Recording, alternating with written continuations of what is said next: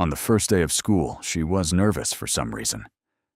Butch would be amused to see me in his classroom, she thought. The adjoining door opened, and a woman stood there. "Hi, my name is Trudy." She had on a white suit. She said, "Are you ready?" Shannon said, "Not really, but they won't know it." "That's a girl," Trudy said with a smile. "If you need anything, I'm next door," and left, closing the door. Shannon did not hear the last part because the beeping returned it getting louder, she thought. Andrea told Shannon to stand by the front door and introduce herself.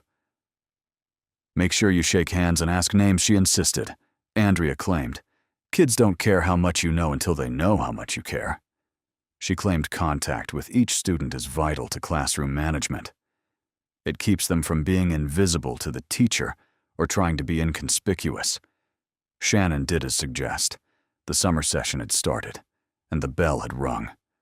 One student came in inappropriately, trying to give Shannon a high five. She refused the gesture and asked him to step outside. After a few minutes, students appeared at the door. Shannon looked into the eyes of the curious students she was assessing. What kind of student were these kids? And were they evaluated at what kind of teacher she was? Shannon shook hands with all of them. That gesture was just what they wanted, although they acted like it was not what they wanted. She had 10 students, and she took attendance. Shannon said, "I will now take attendance. Please say here, nothing else but here. If you say anything else but here, I will mark you absent. 2 absences, and you will be cut from the program, and another on the waiting list will be invited." I'm not trying to be mean. I just want to know I'm dealing with people who someday will give orders. So can you take orders? Brooklyn? Here. Heaven? Here. Heaven backstory. "Mom, can you turn down the music? I'm trying to study." "I'm not turning down anything. Whoever heard someone studying on Friday night?" Mom takes a sip of gin. "You used to, Mom, when you were trying to pass the test to get your nursing license. I remember you telling me to turn down the TV." Heaven turns the page of her textbook. "Yeah, which was a long time ago." Mom takes another sip. Heaven's mom went to nursing school for several years, but could not pass the state licensing test. She took it several times and was disappointed. She would ask Heaven to read the letter. 6 times she took the test. 6 times failed. Now she works at the train station in the ticket booth. "Don't remind me that was a joke." She takes another sip. "No, Ma, it was not. Watching you made me want to read and write. Watching you made me want to get good grades. Remember how I would run out of school showing you my A on my test?" "Yay, but what do I have to show for it?" "Nothing." Heaven's mom reached for the bottle of gin on the table. "Captain White says, I have a good chance of making it to West Point," Heaven said with a bit of confidence. "That white girl does not care about you. You are a girl from the Bronx. She has been in trouble. That is why she is calming down here. She does not care about you." Heaven knew how to speak to her mom when she got angry.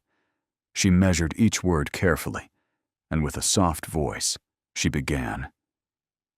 "You were on board when Coach Edward believed in me." She served with Coach Edward. She was with him when he died. His last words to her were to come to his school and help his kids.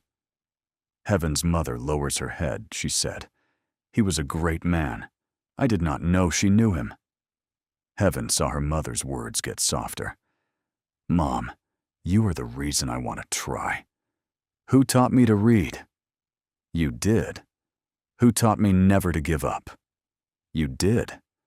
"I only have a trophy case because you taught me how to shoot a basketball." "Who took over coaching when our coach got arrested?" "You did." Tears from her mom began to flow. "Who coached us to the city championship?" "You did." "Never for a Bronx girls team.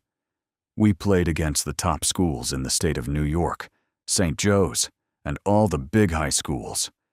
Remember when that big shot coach wanted to take over because we made it to the semifinals? The school wanted him to take over, and the girls refused to play for him. The girls did not come to practice. They shut that down fast. You asked us to try him. The girls refused, and the parents also. You took us to the championship. Do not forget that. Yea, Captain White may not care, but you do. That's all I care about. Yes, sweetheart, you are right. She put the glass down. Heaven's mom felt much better listening to her daughter reflect on what she had done. Her mom had forgotten. They looked at each other for a moment and saw a perfect reflection of each other. They both looked in the mirror. They looked like twins. Heaven,